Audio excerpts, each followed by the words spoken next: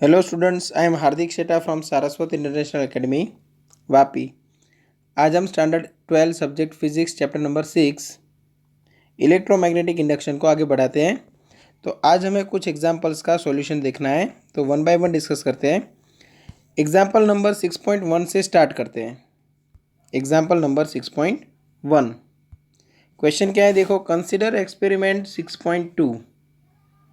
ये कौन सा एक्सपेरिमेंट है? फैराडेज एक्सपेरिमेंट, जहाँ पे हमें एक कॉइल के अंदर ईएमएफ जनरेट करना था। तो उसके लिए हमने दो कॉइल के बीच में रिलेटिव मोशन करा के फ्लक्स चेंज किया था। ठीक है, तो एक्सपेरिमेंट आपको याद आ गया होगा। अभी उसी के बेस पे एक क्वेश्चन है, दो क्वेश्चन है यहाँ पे।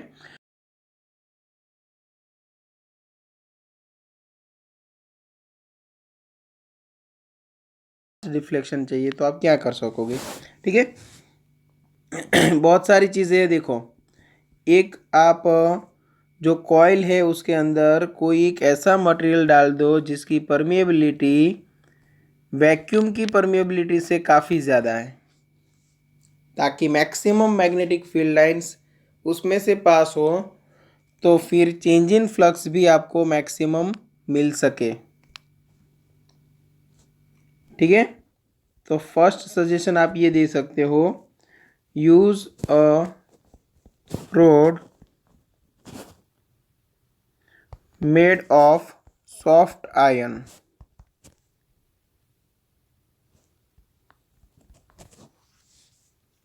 ठीक है, inside the second coil।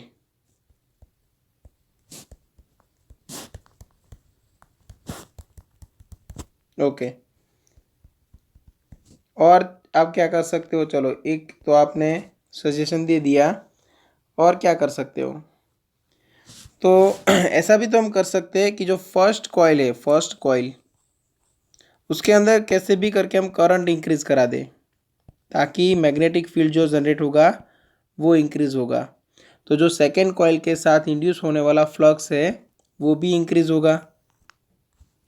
ठीक है, तो आप ये भी लिख सकते हो, connect the coil to a powerful battery.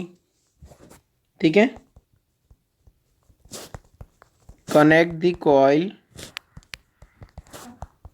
To a more powerful battery.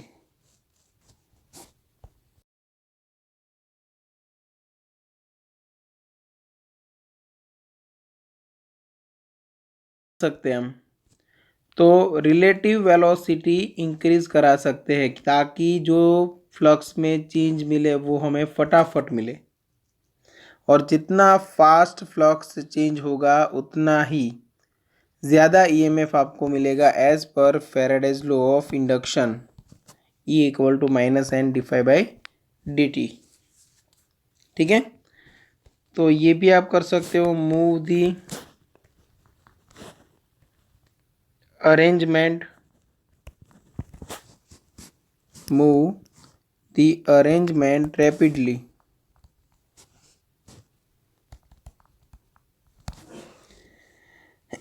Towards the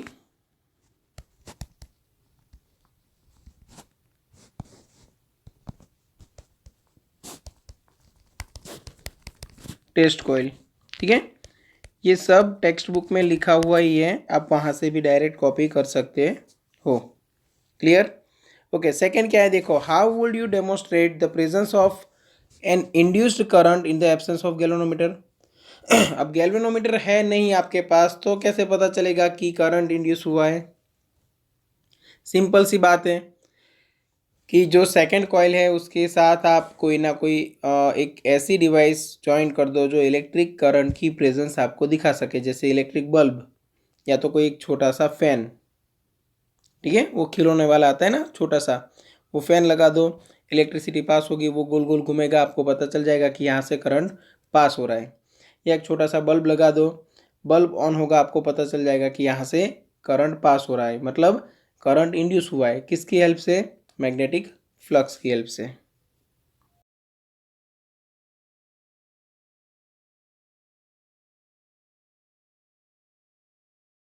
of side 10 centimetre. देखो लेंथ आपको क्या दिया हुआ है 10 सेंटीमीटर मतलब 0.1 मीटर। ठीक है।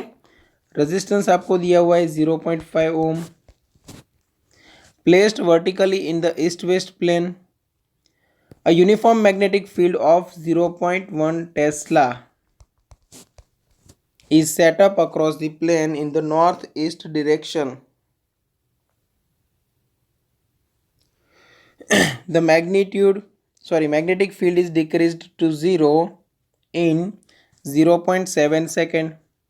देखो फाइनल मैग्नेटिक फील्ड क्या बनता है 0 मतलब इनिशियली बी 0 ले लेते हैं 0.1 था फाइनल मैग्नेटिक फील्ड बन गया 0 in time duration 0.7 second. Okay okay determine the magnitude of induced EMF and current during this time interval. आपको क्या फाइंड करना है ईएमएफ और इलेक्ट्रिक करंट।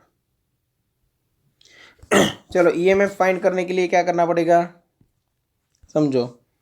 तो सबसे पहले आप यहाँ से स्टार्ट करोगे ईएमएफ इक्वल टू आपको करना पड़ेगा minus delta phi by delta T.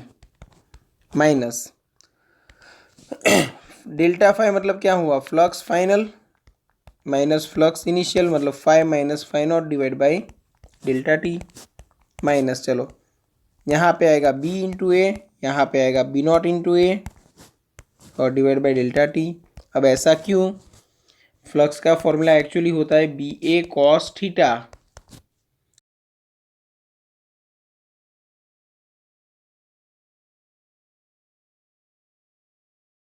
मैं ऐसे डायरेक्शंस ले लूँ नॉर्थ साउथ ईस्ट वेस्ट तो मैग्नेटिक फील्ड आपको दिया हुआ है नॉर्थ ईस्ट डायरेक्शन में। नॉर्थ ईस्ट डायरेक्शन मतलब ये हुई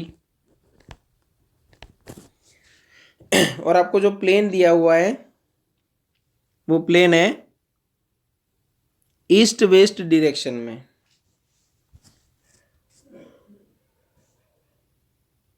ठीक है ना जो आपको प्लेन दिया हुआ है वो है ईस्ट वेस्ट डायरेक्शन में।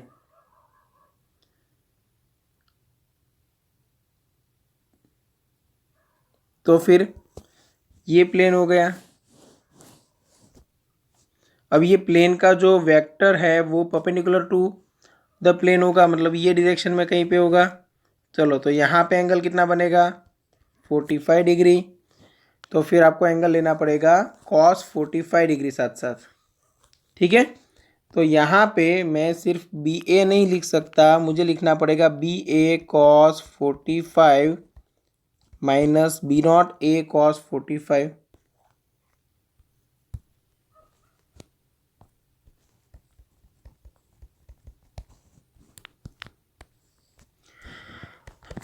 ओके तो फिर नेगेटिव साइन तो है ही फाइनल मैग्नेटिक फील्ड ही 0 है तो ये पूरा टर्म 0 हो गया। इनिशियल मैग्नेटिक फील्ड है 0.1 एरिया बनेगा वो 0.1 का स्क्वायर बनेगा क्योंकि स्क्वायर लूप है और उसकी साइड लेंथ आपको दी हुई है 0.1 मीटर। cos 45 मतलब 1 डिवाइड बाई √2 और टाइम ड्यूरेशन आपको दिया हुआ है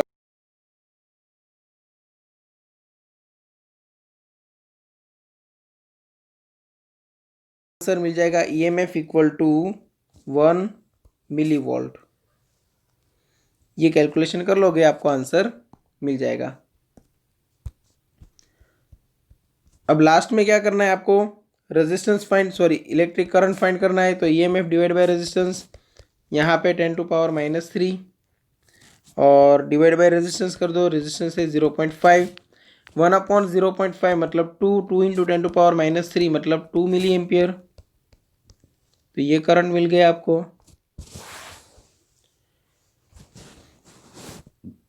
ऐसे क्वेश्चंस में याद रखना या तो आपको थीटा चेंज कर देंगे मतलब आपको थीटा चेंज करके देंगे इनिशियल एंगल अलग होगा फाइनल एंगल अलग होगा या तो एरिया चेंज कर देंगे या तो मैग्नेटिक फील्ड चेंज कर देंगे। बाकी फॉर्मूला सेम है कंसेप्ट सेम है कैलकुलेशन ही करना है सिर्फ आपको, ठीक है। चलो अभी देखते हैं example 6.3। A circular coil of radius 10 centimetre. चलो आपको रेडियस क्या दिया हुआ है, 10 सेंटीमीटर मतलब 0.1 metre. 500 turns, number of turns कितने हैं, 500। रेजिस्टेंस कितना दिया हुआ है, 2 ohm. Is placed with its plane perpendicular to the horizontal component of earth magnetic field. चलो अर्थ का मैग्नेटिक फील्ड है बी, ठीक है। और वो आपको यहाँ पे दिया हुआ है, देखो horizontal component of earth magnetic field, suppose हम नाम दे देते हैं बी एच। तो बी एच इक्वल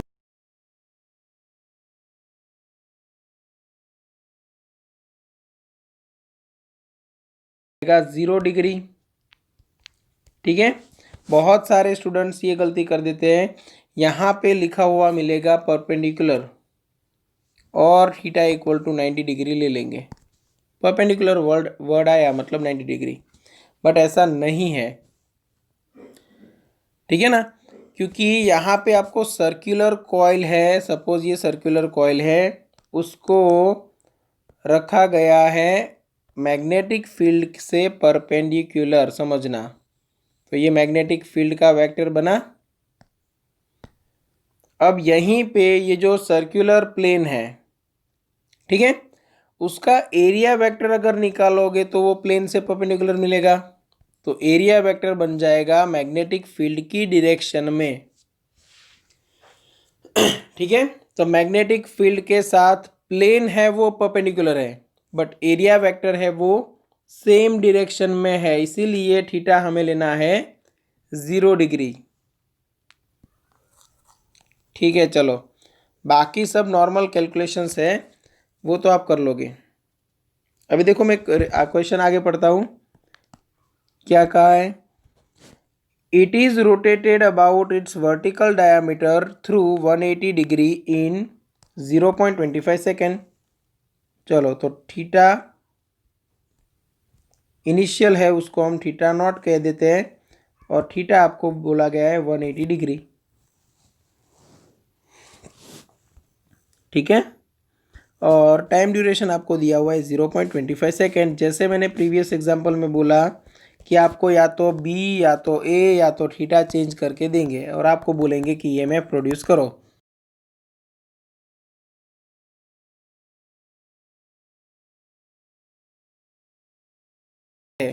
ये तीन में से एक चीज़ आप चेंज करो, ठीक है। इसीलिए ये तीनों में से कोई एक क्वांटिटी ऐसी होगी जो इनिशियल एंड फाइनल पोजीशन के लिए डिफरेंट मिलेगी आपको, ठीक है। चलो तो horizontal component of earth magnetic field आपको दिया हुआ है, estimate magnitude of EMF and current induced in the coil. Same question है, आपको ईएमएफ फाइंड करना है और इलेक्ट्रिक करंट फाइंड करना है। चलो ईएमएफ फाइंड करने के लिए क्या कर सकते हैं, सेम रिपीट करेंगे हम। ईएमएफ इक्वल टू करेंगे minus N delta phi by delta T, minus N as it is delta phi क्या बनेगा समझो। तो सिंपल सी बात है, यहाँ पे बनेगा बी ए कॉस थीटा मतलब final flux, minus B A cos theta naught मतलब इनिशियल फ्लक्स, और divide by time delta T. देखो यहाँ पे ईएमएफ की वैल्यू नेगेटिव आए तो कोई टेंशन लेने की ज़रूरत नहीं है, वो सिर्फ दिखा रहा है कि ईएमएफ जो इंड्यूस हो रहा है वो चेंज इन फ्लक्स को अपोज कर रहा है, मतलब लेंज लो, ठीक है। यहाँ पे एन बी ए कॉमन, अंदर आएगा कॉस थीटा मतलब फाइनल कितना आएगा 180 माइनस कॉस इनिशियल एंगल मतलब 0 degree divide by delta T, minus N B A cos 180 मतलब -1 कॉस 0 मतलब 1, और divide by delta T -2 into यहाँ पे एक और माइनस +2 बन जाएगा, तो 2 NBA divide by delta T, इसमें वैल्यू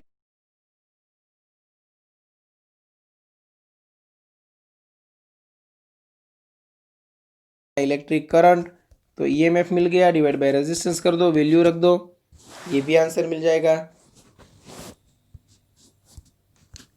ठीक है, तो ईएमएफ आपको यहाँ पे कुछ ऐसा मिलेगा 3.8 इंटू 10⁻³ वोल्ट, और इलेक्ट्रिक करंट मिलेगा अप्रोक्सीमेट 1.9 इंटू 10⁻³ एम्पियर।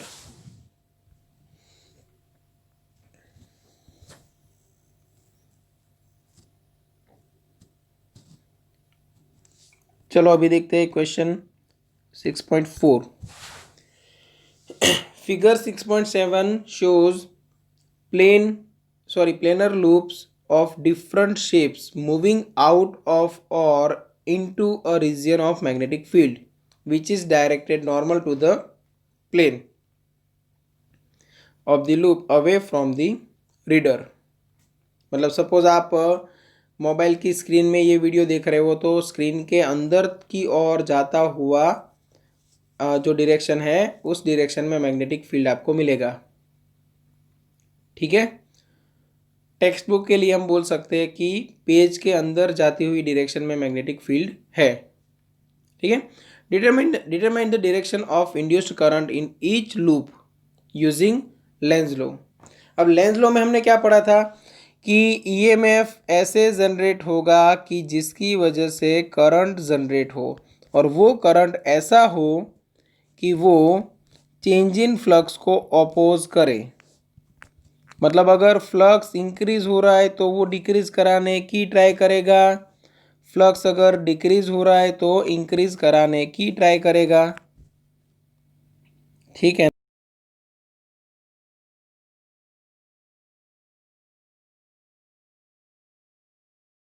अंदर आने की ट्राई कर रहा है। अब जैसे ही हम उसको अंदर लेके आएंगे तो क्या होगा, ये लूप कुछ इस तरह बन जाएगा।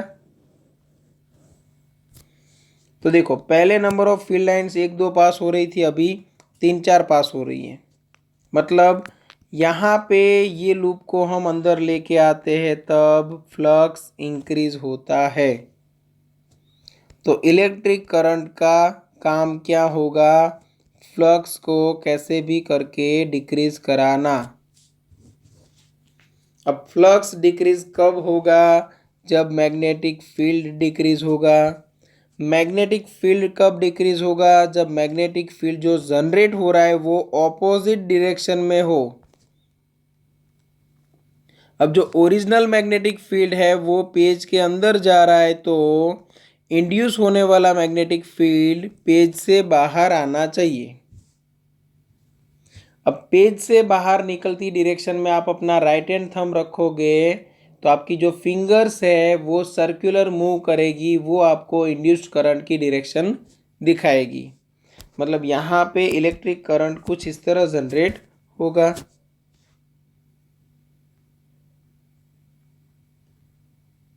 इसीलिए देखो टेक्स्ट बुक में पाथ दिया हुआ है कुछ इस तरह, यहाँ से स्टार्ट हो रहा है बी से, BCDABC,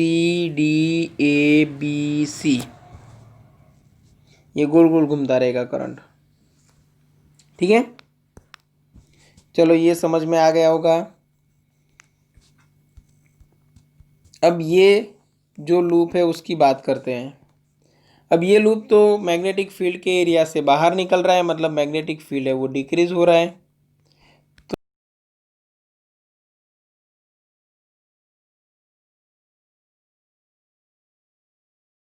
तो मैग्नेटिक फील्ड इंक्रीज कराना पड़ेगा, फ्लक्स को इंक्रीज कराना है तो फील्ड इंक्रीज कराना पड़ेगा, क्योंकि एरिया कांस्टेंट है, एंगल भी कांस्टेंट है। और मैग्नेटिक फील्ड इंक्रीज कराना है तो इंड्यूस्ड मैग्नेटिक फील्ड है वो पेज के अंदर की ओर होना चाहिए। तो यहाँ पे ये पोजीशन पे आप अपना राइट हैंड थंब पेज के अंदर की ओर जाने वाली डायरेक्शन में रखो, आपको क्लॉकवाइज डायरेक्शन में अपनी उंगलियां घूमती हुई नज़र आएगी। मतलब इलेक्ट्रिक करंट है वो कुछ इस तरह जनरेट होगा।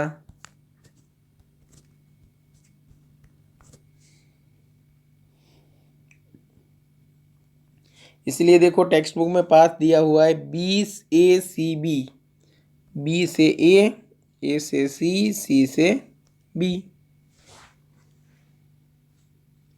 क्लियर, ये लॉजिकल क्वेश्चन है, इसमें बहुत कुछ वो लोग चेंज करके भी आपको दे सकते हैं। सपोज आपको ऐसे दे दिया कि यहाँ पे एरिया इंक्रीज हो रहा है, कोई लूप यहाँ पे है, एरिया इंक्रीज हो रहा है, एरिया इंक्रीज हो रहा है तो फ्लक्स इंक्रीज होगा। तो आपको समझ जाना है कि ईएमएफ कैसे जनरेट होगा, कि वो कुछ ऐसा करेगा कि फ्लक्स डिक्रीज हो पाए। तो मैग्नेटिक फील्ड डिक्रीज कराना है तो ओरिजिनल मैग्नेटिक फील्ड को अपोज करेगा, तो फिर जो इंड्यूस्ड मैग्नेटिक फील्ड है वो पेज से बाहर की ओर आने वाली डायरेक्शन में होना चाहिए। क्लियर? ओके। अभी बात करते हैं एक थर्ड डायग्राम की। यहाँ पे देखो लूप है वो बाहर निकल रहा है, तो सिंपल सी बात है, फ्लक्स डिक्रीज हो रहा है, तो ईएमएफ फ्लक्स को इंक्रीज कराने की ट्राई करेगा, मैग्नेटिक फील्ड को इंक्रीज कराने की ट्राई करेगा। तो मैग्नेटिक फील्ड जनरेट करेगा वो कौन सी डायरेक्शन में होगा, तो जो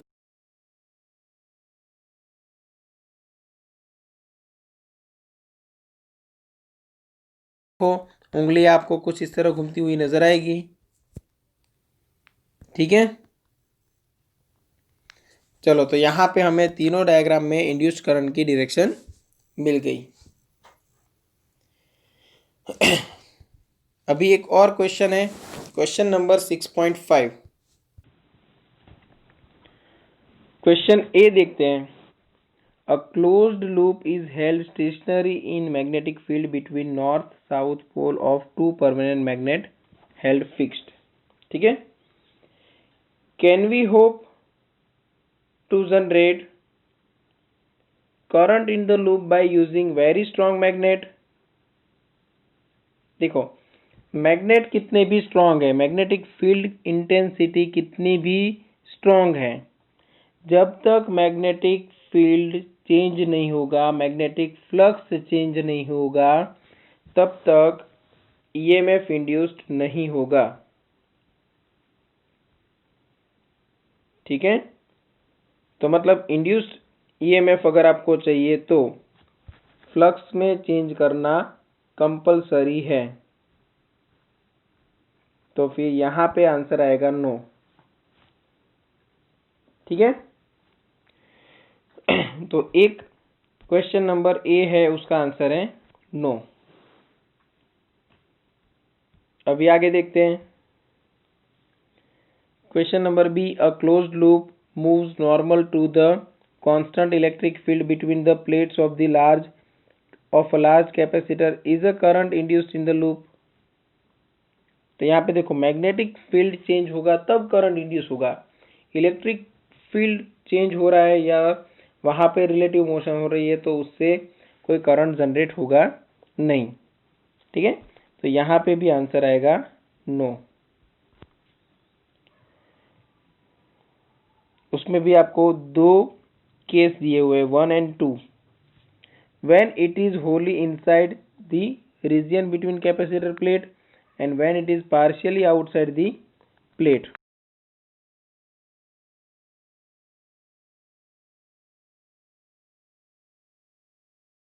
इसमें आपको करंट मिलेगा नहीं। ठीक है, और आपको रीजन में लिखना है तो लिख सकते हो, current can not be induced by changing the electric flux, it can only be induced by changing magnetic flux. ठीक है, अब देखते हैं question number C. A rectangular loop and a circular loop are moving out of a uniform magnetic field region to a field free region with a constant velocity v।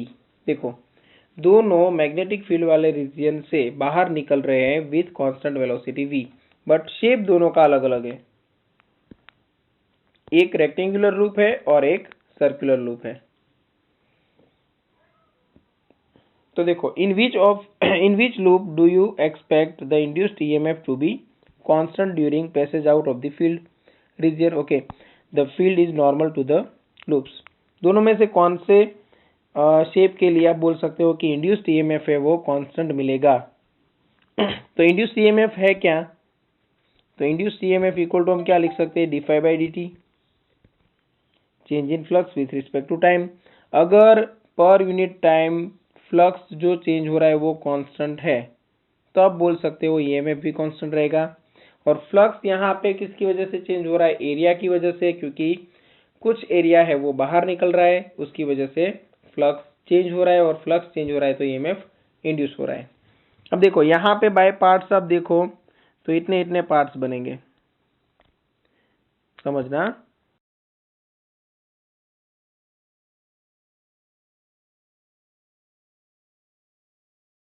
Time duration के लिए। और यहाँ पे देखो,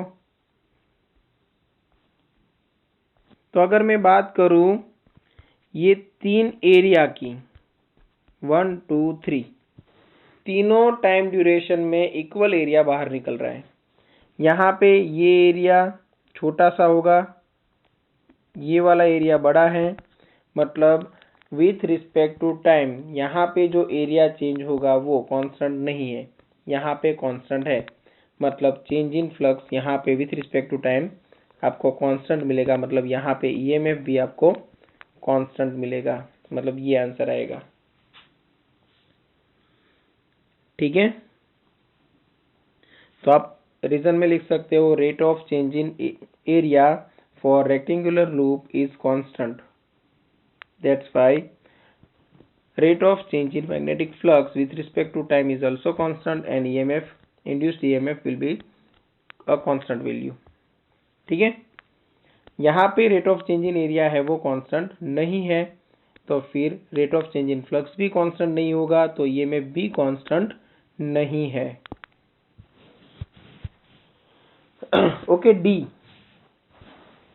predict the polarity of the capacitor in the situation described by figure 6.9। समझो, यहाँ पे ये साइड से देखो, आप इजीली पता चल जाएगा कि यहाँ पे साउथ पोल नजदीक जा रहा है ना, तो यहाँ पे जो इंड्यूस्ड होगा वो भी कौन सा पोल होना चाहिए, साउथ पोल,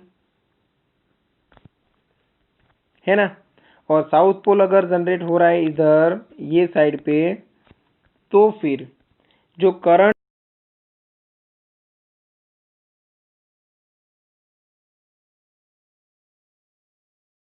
नॉर्थ पोल के लिए एंटी क्लॉकवाइज।